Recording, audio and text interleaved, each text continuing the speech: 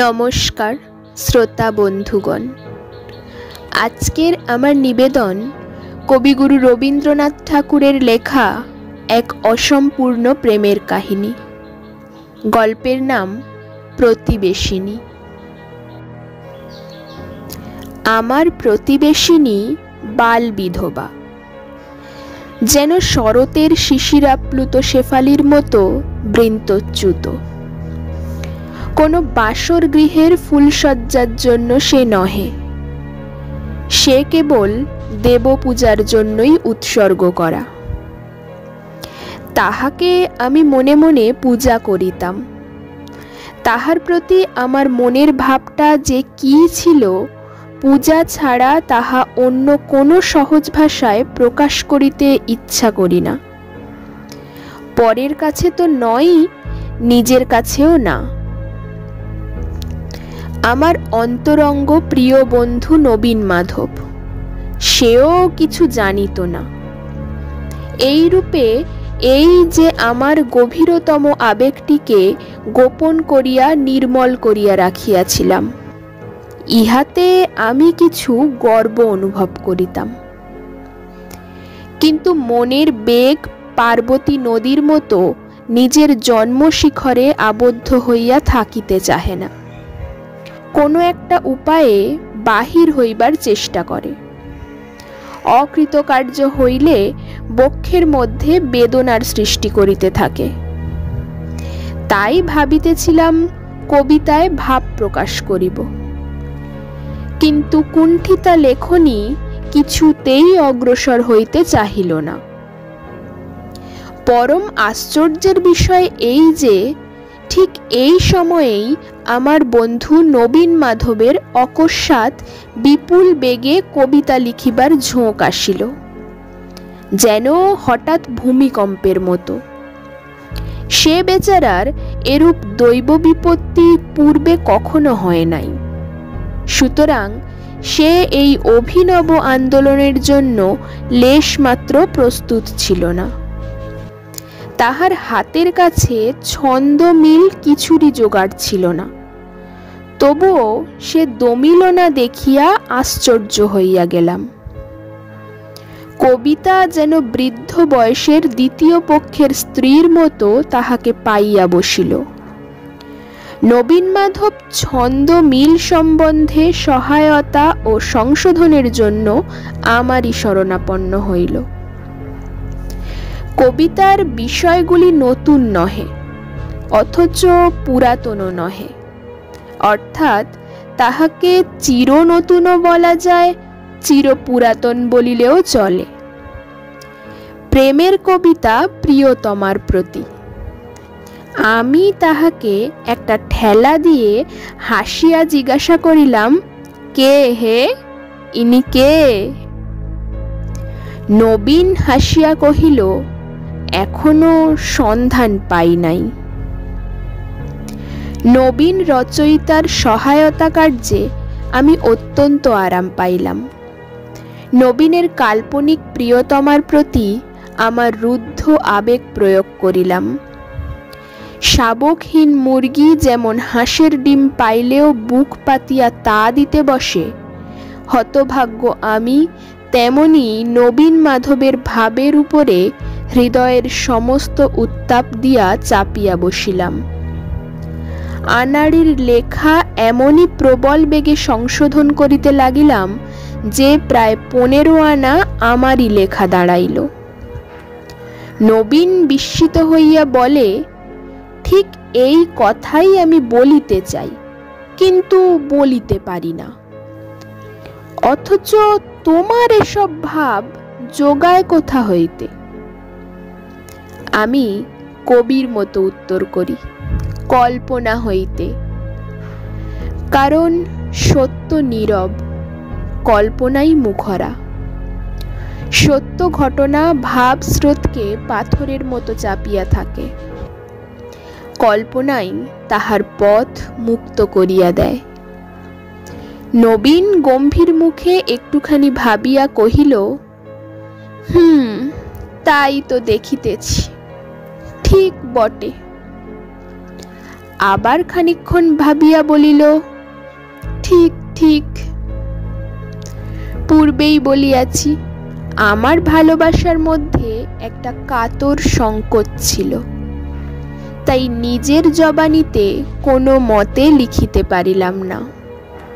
নবীনকে পর্দার মতো মাঝখানে রাখিয়া তবেই আমার লেখনী মুখ খুলিতে পারিল। লেখাগুলো যেন রসে ভরিয়া উত্তাপে ফাটিয়া উঠিতে লাগিল। নবীন বলিল, এ তো তোমারই লেখা, তোমারই নামে বাহির করি। আমি কহিলাম, বিলক্ষণ, এ তোমারই লেখা, আমি সামান্য একটু বদল করিয়াছি মাত্র। ক্রমে নবীনেরও সেই রূপ ধারণা জন্মিল। জ্যোতির্বিদ যেমন নক্ষত্রদ্বয়ের অপেক্ষায় আকাশের দিকে তাকাইয়া থাকে, আমিও যে তেমনি মাঝে মাঝে আমাদের পাশের বাড়ির বাতায়নের দিকে চাহিয়া দেখিতাম, সে কথা অস্বীকার করিতে পারি না। মাঝে মাঝে ভক্তের সেই ব্যাকুল দৃষ্টিক্ষেপ সার্থকও হইত। সেই কর্মযোগিনীরতা ব্রহ্মচারিণী সৌম্য মুখশ্রী হইতে শান্ত স্নিগ্ধ জ্যোতি প্রতিবিম্বিত হইয়া মুহূর্তের মধ্যে আমার সমস্ত চিত্তবিক্ষোভ দমন করিয়া দিত। কিন্তু সেদিন সহসা এ কি দেখিলাম, আমার চন্দ্রলোকেও কি এখনো অগ্ন্যুৎপাত আছে? সেখানকার জনশূন্য সমাধিমগ্ন গিরিগুহার সমস্ত বহ্নিদাহ এখনো সম্পূর্ণ নির্বাণ হইয়া যায় নাই নাকি? সেদিন বৈশাখ মাসের অপরাহ্নে ঈশান কোণে মেঘ ঘনাইয়া আসিতেছিল। সেই আসন্ন ঝঞ্ঝার মেঘবিচ্ছুরিত রৌদ্রদীপ্তিতে আমার প্রতিবেশিনী জানালায় একাকিনী দাঁড়িয়াছিল। সেদিন তাহার শূন্য নিবিষ্ট ঘন কৃষ্ণ দৃষ্টির মধ্যে কি সুদূর প্রসারিত নিবিড় বেদনা দেখিতে পাইলাম।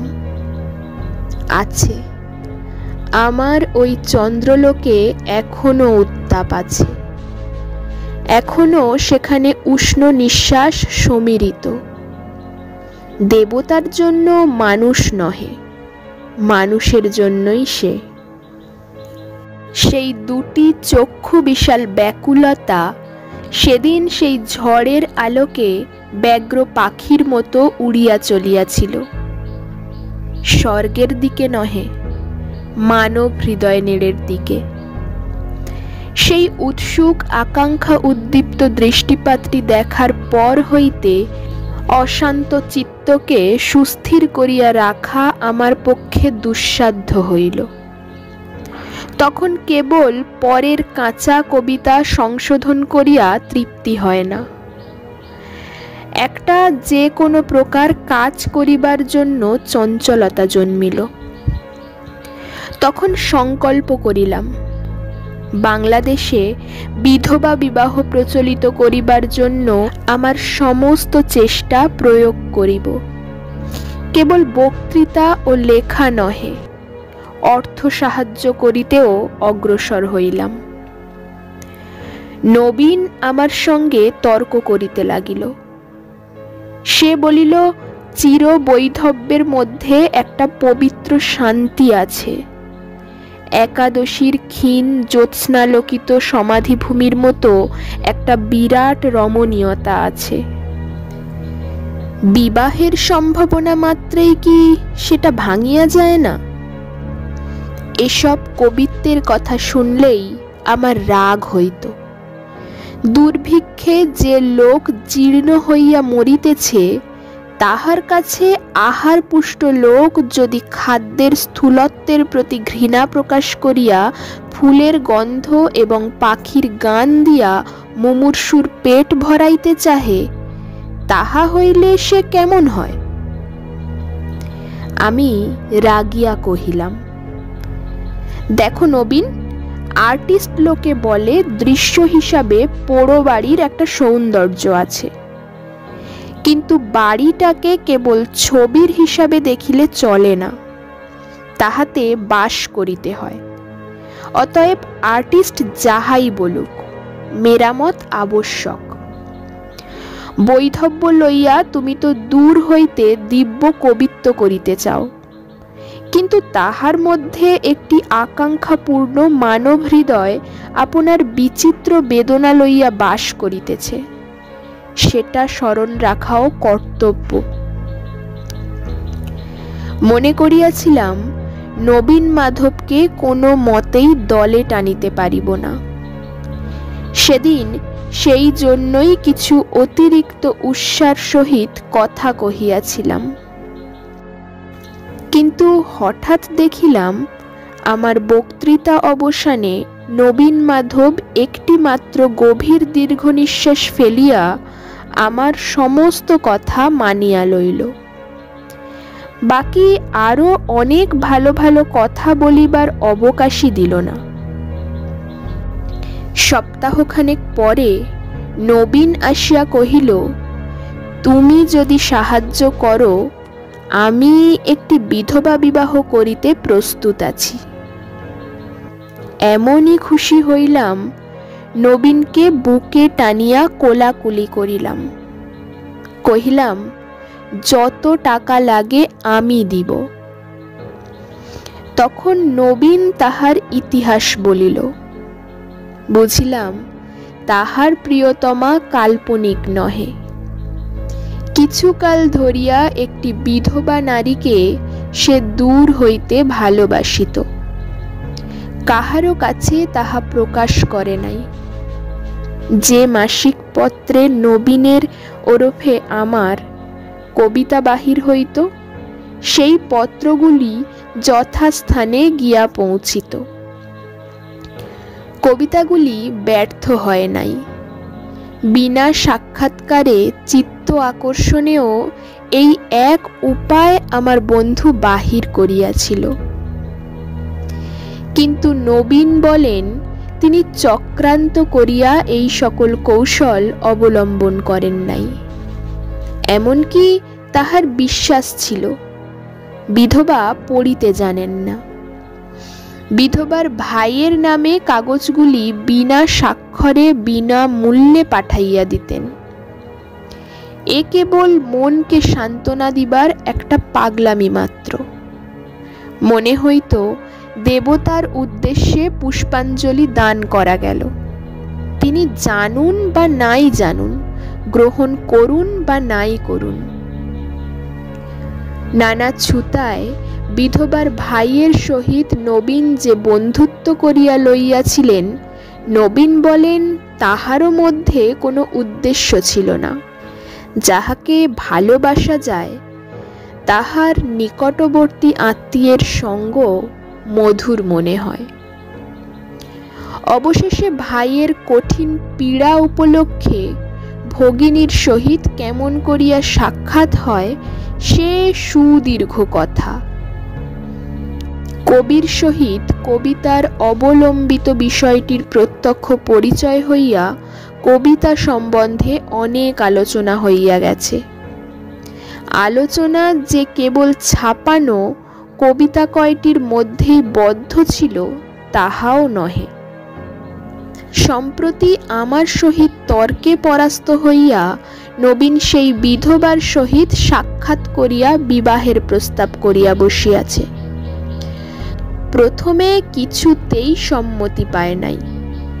নবীন তখন আমার মুখের সমস্ত যুক্তিগুলি প্রয়োগ করিয়া এবং তাহার সহিত নিজের চোখের 2-4 ফোঁটা জল মিশাইয়া তাহাকে সম্পূর্ণ হার মানাইয়াছে। এখন বিধবার অভিভাবক পিসে কিছু টাকা চায়। আমি বলিলাম এখনই লও। নবীন বলিল, তাহা ছাড়া বিবাহের পর প্রথম মাস 5-6 বাবা নিশ্চয় আমার মাসারা বন্ধ করিয়া দিবেন। তখনকার মতো উভয়ের খরচ চালাইবার জোগাড় করিয়া দিতে হইবে। আমি কথাটি না কহিয়া চেক লিখিয়া দিলাম। বলিলাম, এখন তাহার নামটি বলো। আমার সঙ্গে যখন কোনো প্রতিযোগিতা নাই তখন পরিচয় দিতে ভয় করিও না। তোমার গা ছুঁইয়া শপথ করিতেছি, আমি তাহার নামে কবিতা লিখিব না, এবং যদি লিখি তাহার ভাইকে না পাঠাইয়া তোমার কাছে পাঠাইয়া দিব। নবীন কহিল, আরে সেজন্য আমি ভয় করি না। বিধবা বিবাহের লজ্জায় তিনি অত্যন্ত কাতর, তাই তোমাদের কাছে তাহার সম্বন্ধে আলোচনা করিতে তিনি অনেক করিয়া নিষেধ করিয়া দিয়াছিলেন, কিন্তু এখন আর ঢাকিয়া রাখা মিথ্যা। তিনি তোমারই প্রতিবেশিনী, 19 নম্বরে থাকেন। হৃৎপিণ্ডটা যদি লোহার বয়লার হইত তো এক চমকে ধক করিয়া ফাটিয়া যাইত। জিজ্ঞাসা করিলাম, বিধবা বিবাহে তাহার অমত নাই? নবীন হাসিয়া কহিল, সম্প্রতি তো নাই। আমি কহিলাম, কেবল কবিতা পড়িয়াই তিনি মুগ্ধ? নবীন কহিল, কেন, আমার সেই কবিতাগুলি তো মন্দ হয় নাই। আমি মনে মনে কহিলাম, ধিক। কিন্তু ধিক কাহাকে, তাহাকে না আমাকে না বিধাতাকে? কিন্তু ধিক। গল্পটি কেমন লাগলো অবশ্যই কমেন্ট করে জানাবেন। ভালো লাগলে লাইক, শেয়ার আর সাবস্ক্রাইব করতে ভুলবেন না। ধন্যবাদ।